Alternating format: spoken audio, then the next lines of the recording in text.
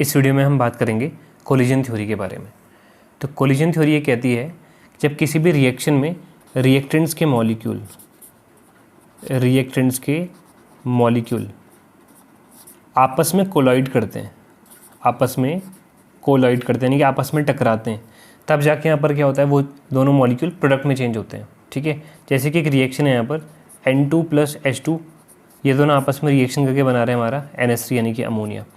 अब ये रिएक्शन कैसे हुई होगी, मान लेते हैं कि यहाँ पर एक कंटेनर है, ठीक है, यहाँ पर, और इसके अंदर डाल देता हूँ मैं यहाँ पर, पहले यहाँ पर N2 गैस डाल देते हैं, तो यहाँ पर ये हो गया N2 के मॉलिक्यूल। ठीक है, यहाँ पर ये हो गया N2 के मॉलिक्यूल। कोई ऊपर मूव कर रहा है, कोई रैंडमली इधर मोशन कर रहा है, कोई नीचे मोशन कर रहा है, कोई राइट में कर रहा है, कोई लेफ्ट में कर रहा है, ऐसे रैंडमली मोशन कर रहे हैं। फिर हम डाल देते हैं इसमें यहाँ पर H2 के मॉलिक्यूल, तो हाइड्रोजन के मॉलिक्यूल ये रहे, हाइड्रोजन के हमारे मॉलिक्यूल। अब गैस कैसे करती है, रैंडम मोशन करती है, कोई नीचे मोशन कर रहा है, कोई ऊपर नीचे मोशन कर रहा है, कोई राइट में, कोई लेफ्ट में, ऐसा रैंडम मोशन हो रहा है। ठीक है, तो जब ये मॉलिक्यूल आपस में टकराएंगे, यानी कि जब N2 का मॉलिक्यूल H2 से टकराएगा, तब यहाँ पर क्या होंगे, दोनों आपस में रिएक्शन करके प्रोडक्ट में कन्वर्ट होंगे। यानी कि रिएक्शन होने के लिए, रिएक्टेंट मॉलिक्यूल्स के बीच रिएक्शन होने के लिए कोलिजन होना, यानी कि कोलिजन का होना ज़रूरी है। ठीक है, ये कहती है कोलिजन थ्योरी।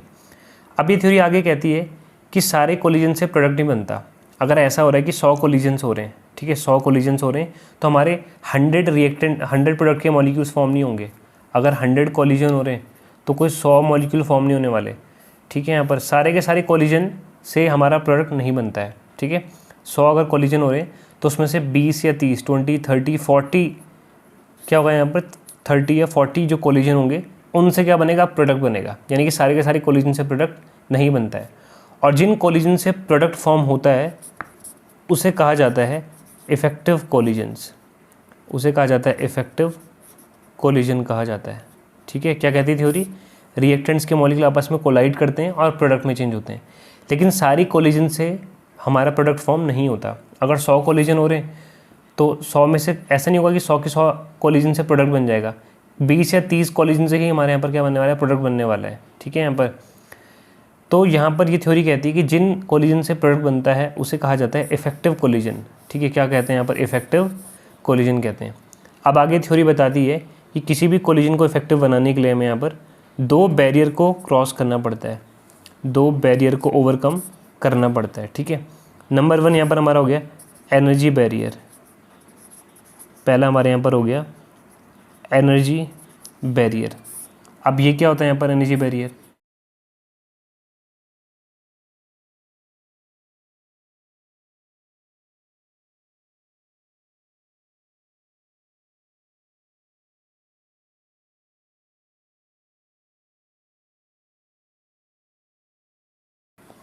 तो ये थ्योरी कहती है कि जो मॉलिक्यूल है, जो रिएक्टिंग मॉलिक्यूल है, उनके पास एक मिनिमम अमाउंट ऑफ एनर्जी होनी चाहिए रिएक्शन से पहले, कोलिजन से पहले, तो ही उनकी कोलिजन इफेक्टिव होगी, यानी कि तो ही उनकी कोलिजन से प्रोडक्ट बनेगा। अब उस मिनिमम अमाउंट ऑफ एनर्जी को कहते हैं थ्रेशोल्ड एनर्जी। ठीक है, minimum amount of energy that molecule must possess या must contain is called threshold energy. तो अगर रिएक्टिंग मॉलिक्यूल के पास थ्रेशोल्ड एनर्जी होगी और वो टकराएंगे, है ना, ये N2 का मॉलिक्यूल कहीं मोशन कर रहा था, इधर जा रहा था, और H2 का मॉलिक्यूल हम मान लेते हैं यहाँ पर ऊपर जा रहा था, दोनों आपस में टकरा गए, तो टकराते ही यहाँ पर NH3 तब फॉर्म होगा जब यहाँ पर क्या होगा, N2 और H2 के पास क्या होगी, मिनिमम अमाउंट ऑफ एनर्जी होगी, यानी कि थ्रेशोल्ड एनर्जी होगी। अब ऐसा क्यों होता है, क्यों चाहिए इनको एनर्जी, ऑब्वियसली बात है कि N2 में यहाँ पर क्या होता है, N2 में जो मॉलिक्यूल है उसमें क्या है, N और N के बीच बॉन्ड है, N से जुड़ा हुआ है यहाँ पर, है ना, और H2 में यहाँ पर क्या है, H और H आपस में क्या है, यहाँ पर केमिकली कंबाइन है। और NH3 में यहाँ पर क्या होता है कि जो N का एटम है यहाँ पर, वो H के एटम से यहाँ पर क्या है, कंबाइन है, ऐसा यहाँ पर। ठीक है, यहाँ पर ये वर्क है। तो यहाँ पर देखो, यहाँ पर क्या N और H के बीच बॉन्ड है ना, तो जब N से बॉन्ड तोड़ेगा, H से बॉन्ड तोड़ेगा, तो ही जाके यहाँ पर N और H की बॉन्डिंग हो पाएगी आपस में, तो ही NH3 फॉर्म हो पाएगा। जब N अलग होगा तो यहाँ पर एक N फ्री होगा, और जब दोनों H भी फ्री होंगे, ठीक है, यहाँ पर, और कोई और H भी आएगा, तब जाके यहाँ पर तीनों बॉन्डिंग करेंगे तो यहाँ पर NH3 फॉर्म होगा। तो यहाँ पर इनके मॉलिक्यूल्स में जो एटम है ना, मॉलिक्यूल मतलब एटम का ग्रुप, ये दोनों एटम का ग्रुप है, दोनों एटम का ग्रुप है, तो इन दोनों एटम को अलग करने के लिए यहाँ पर क्या चाहिए, मिनिमम अमाउंट ऑफ एनर्जी चाहिए, जिसको हम थ्रेशोल्ड एनर्जी कह रहे हैं। तो अगर ये एनर्जी होगी मॉलिक्यूल के पास तो ही उनकी कोलिजन इफेक्टिव होगी, यानी कि तो ही उनके टकराने से क्या होगा, प्रोडक्ट फॉर्म होगा, वरना नहीं होगा यहाँ पर। ठीक है, उसके बाद यहाँ पर आता है हम पे सेकेंड फैक्टर, इसके बाद यहाँ पर हम पे आता है second factor orientation barrier, second factor जो कि किसी भी कोलिजन को इफेक्टिव बनाने के लिए ज़रूरी होता है। अगला तुम्हारे यहाँ पर है orientation barrier. Orientation barrier, orientation barrier मतलब ये हो गया कि जो मॉलिक्यूल आपस में, रिएक्टिंग मॉलिक्यूल आपस में कोलाइड कर रहे हैं, आपस में टकरा रहे हैं, उनका जो ओरिएंटेशन होना चाहिए वो सही होना चाहिए कोलिजन के टाइम पे। मतलब कि जैसे अगर कोई रिएक्शन है, जैसे मान लो कि कोई रिएक्शन है यहाँ पर जहाँ पर A प्लस BC ये आपस में रिएक्शन करके बना रहे हैं, यहाँ पर मान लेते हैं यहाँ पर AC प्लस B ये बना रहा है।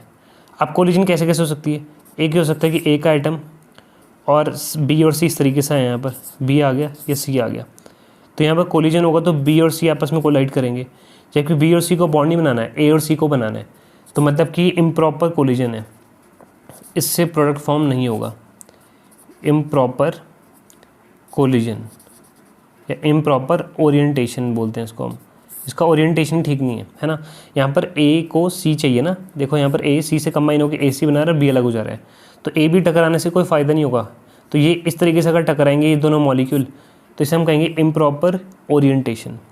फिर अगर ऐसे कोलिजन हो कि A है और ये मॉलिक्यूल घुमा हुआ है, यानी कि कुछ इस तरीके से मॉलिक्यूल इसके पास है, अब अगर ये दोनों मॉलिक्यूल टकराएंगे A और BC तो यहाँ पर क्या होगा, A C से टकराएगा और क्या फॉर्म कर देगा यहाँ पर AC प्लस B, है ना।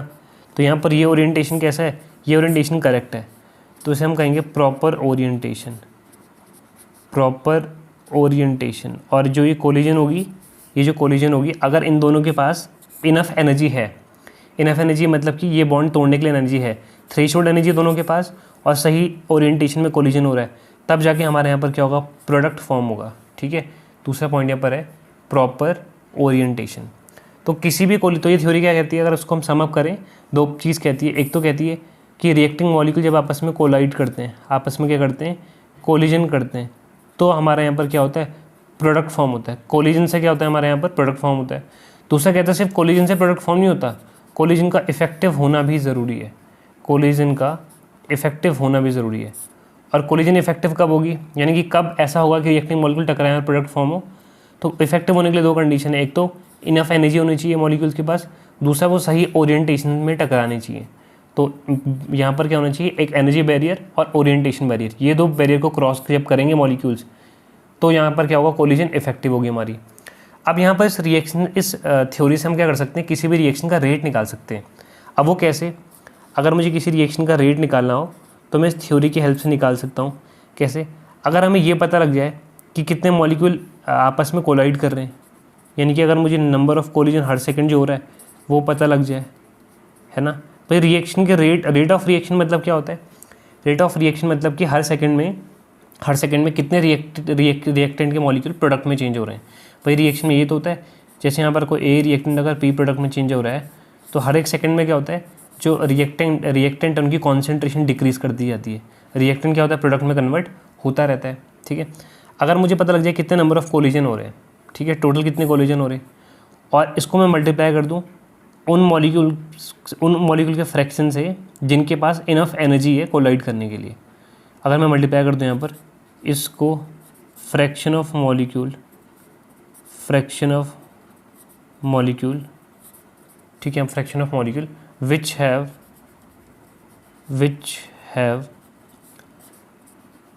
थ्रेशोल्ड एनर्जी, तो हमारा यहाँ पर क्या होगा, हमें पता लग जाएगा कि हर एक सेकंड में कितने रिएक्टेंट के मॉलिक्यूल प्रोडक्ट में चेंज हो रहे हैं, जो कि रिएक्शन का रेट होगा। रेट मतलब स्पीड मतलब कि हर एक सेकंड में रिएक्टेंट के कितने मॉलिक्यूल प्रोडक्ट में चेंज हो रहे हैं। अब जैसे एग्जांपल समझते हैं, मान लो कि टोटल यहाँ पर ना 60 कोलिजन हो रहे हैं। कितने कोलिजन हो रहे हैं, 60 कोलिजन।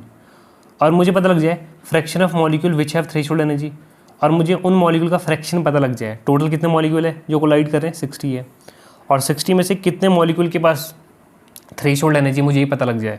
मान लो कि मुझे पता लग गया कि यहाँ पर क्या उनका रेशियो क्या है, 20/60 है, मतलब कि यहाँ पर 60 मॉलिक्यूल में से 20 के पास क्या है, थ्रेशोल्ड एनर्जी। तो ये फ्रैक्शन पता लग गया मुझे, ठीक है, इसको y(x) जो भी मानना मान लो, ये फ्रैक्शन मुझे पता लग गया, तो इससे मल्टीप्लाई कर लेंगे 20/60, तो 60 से 60 गया, क्या बचा यहाँ पर 20, यानी कि वो आ गया यहाँ पर 20 मॉलिक्यूल हर सेकेंड, ऐसे मॉलिक्यूल जिनके पास क्या है यहाँ पर जो कोलिजन कर रहे हैं और जिनके पास थ्रेशोल्ड एनर्जी है है ना।